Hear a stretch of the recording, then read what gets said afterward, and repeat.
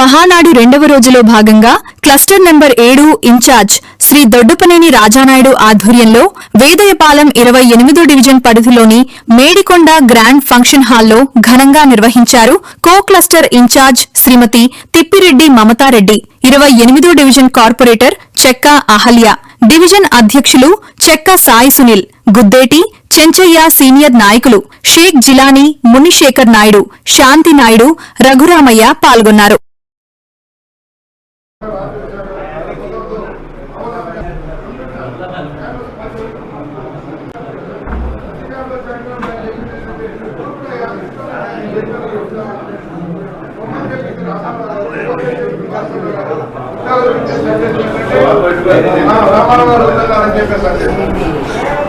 ఏదైతే చెప్పటిని NTA fund ఏర్పడింది, national fund ఏర్పడింది, రామారావు గారు ప్రాజెక్టుగా ఉన్న శ్రీశైలం ప్రాజెక్టుని మంచినీరు ఆత్మహత్య ప్రాజెక్టు నిర్మాణం చేసి మనకి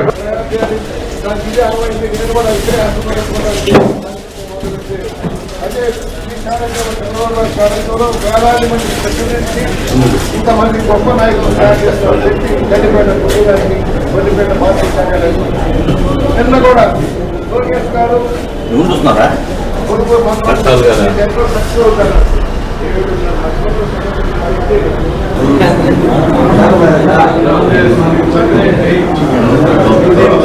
దాన్ని తమ ఆత్మగౌరవంపై మరోమారు జరిగిన ప్రభుత్వం అస్థిరమై ప్రజా సమస్యలను పట్టించుకోకుండా వదిలేస్తే వస్తున్నాం మీకోసం అంటూ పాదయాత్ర చేపట్టి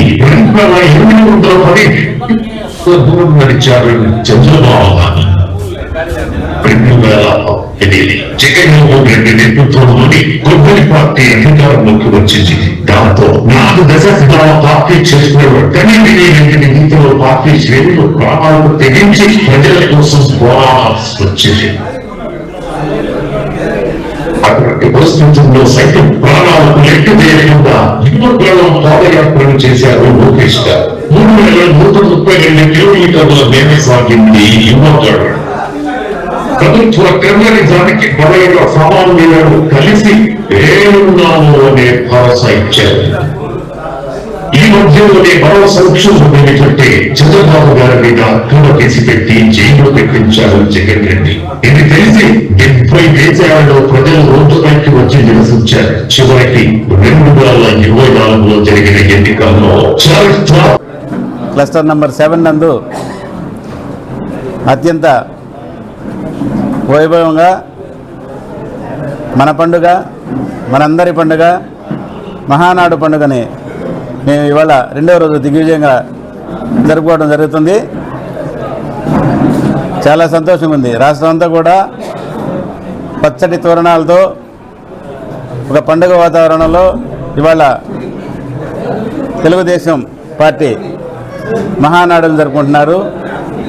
ఆనాడు మన మహానేత దివంగత నేత స్వర్గీయ ఎన్టీ రామారావు గారు స్థాపించిన పార్టీ ఈ తెలుగుదేశం పార్టీ. ఆ రోజు నుంచి ఈ రోజు వరకు దినదిన అభివృద్ధి చెందుతూ ఇవాళ మన నాయకుడు, మన ముఖ్యమంత్రి వర్యులు నారా చంద్రబాబు నాయుడు గారి ఆధ్వర్యంలో ఆలోచన ప్రకారం ఇవాళ మన నాయకుడు చంద్రబాబు నాయుడు గారు ఈ పార్టీని ప్రజల్లోకి తీసుకెళ్తూ ఈ రాష్ట్ర అభివృద్ధి కోసం, ఈ రాష్ట్ర సంక్షేమం కోసం, ఈ రాష్ట్రంలో ఉన్న పేదవాళ్ళు ఏ విధంగా తల ఎత్తుకొని తిరగాలనే ఒక ఆలోచనతో ఏదైతే మంచి మంచి కార్యక్రమాలు ఏమైతే పేదవాళ్ళకి అందుతున్నాయో అన్నీ కూడా ఆయన పేదవారికి అందిస్తూ అదేవిధంగా కార్యకర్తలను కూడా కాపాడుకుంటూ ఈ పార్టీని ముందుకు తీసుకుపోతున్నాడు. ఈ విషయం ఈ ప్రపంచంలో అందరూ కూడా తెలుసుకుంటున్న విషయం అన్నమాట. ఎందుకంటే రెండవ రోజు సందర్భంగా స్వర్గీయ నందమూరి తారక రామారావు గారి జయంతి సందర్భంగా ఈరోజు జరుపుకున్న మహానాడుకి ఇచ్చేసిన అతిరథ మహారాజులందరికీ స్వాగతం పలుకుతూ నెల్లూరు రూరల్ నియోజకవర్గం క్లస్టర్ నెంబర్ 7లో ఉండే 28, 29వ డివిజన్ల ప్రజలందరూ కలిపి ఈ కార్యక్రమాన్ని దిగ్విజయంగా చేస్తున్నారు. వీళ్ళందరికీ ఎన్టీఆర్ జయంతి సందర్భంగా శుభాకాంక్షలు తెలియజేసుకుంటున్నారు.